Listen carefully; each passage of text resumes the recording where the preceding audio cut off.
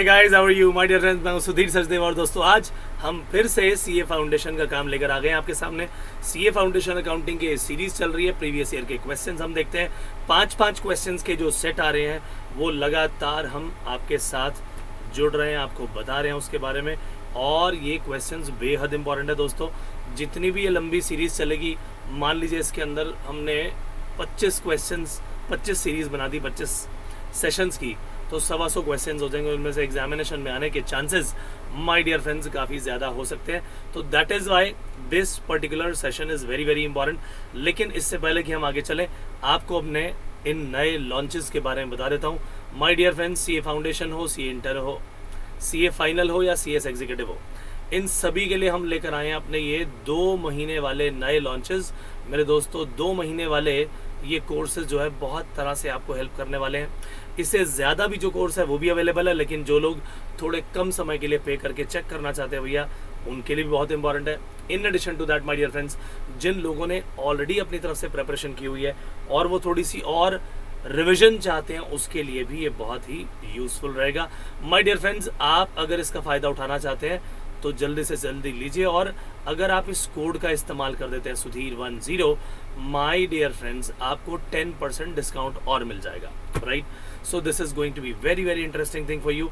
और पढ़ाई तो ज़बरदस्त होगी ही होगी। राइट, तो चलिए अब जो है स्टार्ट करते हैं अपना काम। माय डियर फ्रेंड्स, लिखा जी मोटर रिपेयर हमने करवाई थी और उसके हमने चार्जेस दिए, including replacement of certain worn out parts. और इसके अंदर हमने सेकेंड हैंड मशीनरी ली थी।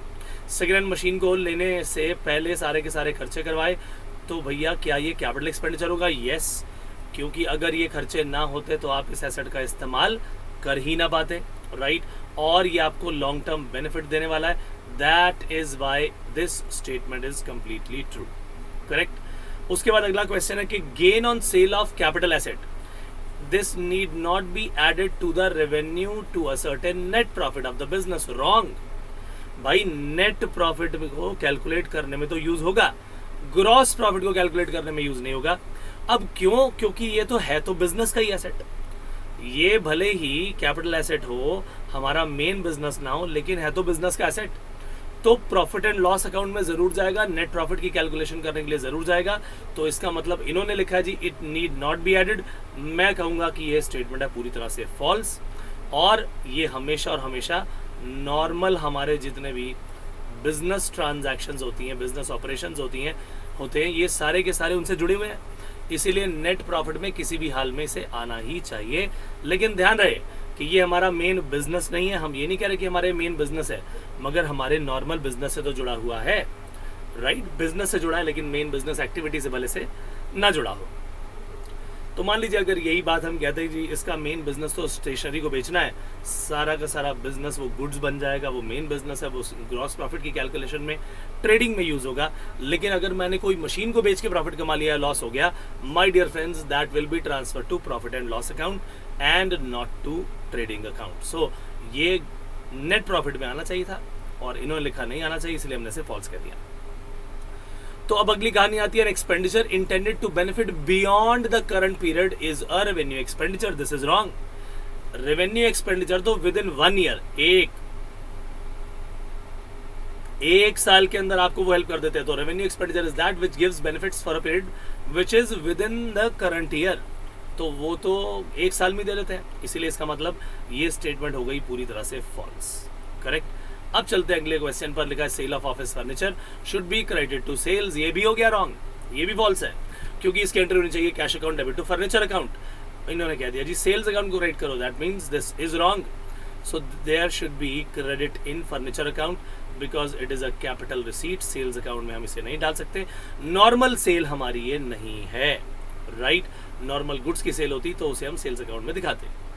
चलिए, expenditure which results in acquisition of a permanent asset. Permanent asset हमने खरीद लिया जिसके एंड्योरिंग बेनिफिट है, मोर देन 1 ईयर उसका हमें बेनिफिट मिलने वाला है। My dear friends, this is a capital expenditure. ये बात बिल्कुल ट्रू है, क्योंकि जो भी चीज़ हमें एंड्योरिंग बेनिफिट देने वाली है, माय डियर फ्रेंड्स, वो जनरेट करेगी ऐसे रेवेन्यू जो कि पूरी तरह से 1 अकाउंटिंग ईयर से ज़्यादा हमें हेल्प करने वाले हैं। So this is very very important. और मेरे दोस्तों, ये हो गए हमारे आज के सवालों के अंत का काम, हमने फिनिश कर दिया या पूरा का पूरा ये पॉइंट। और अगले सेशन में फिर से आऊँगा, फिर से नए 5 क्वेश्चन लेकर आऊँगा और 2-2 मार्क्स के ये क्वेश्चन आते हैं आपके सी फाउंडेशन के एग्जामिनेशन में। इसकी प्रैक्टिस बेहद ज़रूरी है। लगातार मैं आपके साथ बना हुआ हूँ और डेली आपके पास ये 5 क्वेश्चन की ये सीरीज़ लेकर आ रहा हूँ। जितने भी क्वेश्चन आपके एक पेपर में आ रहे हैं उन सभी को आपके सामने मैं लेकर आता हूँ। राइट, मिलेंगे अगले सेशन में, तब तक के लिए दीजिए इजाज़त। Bye bye, take care and God bless. Thank you so much.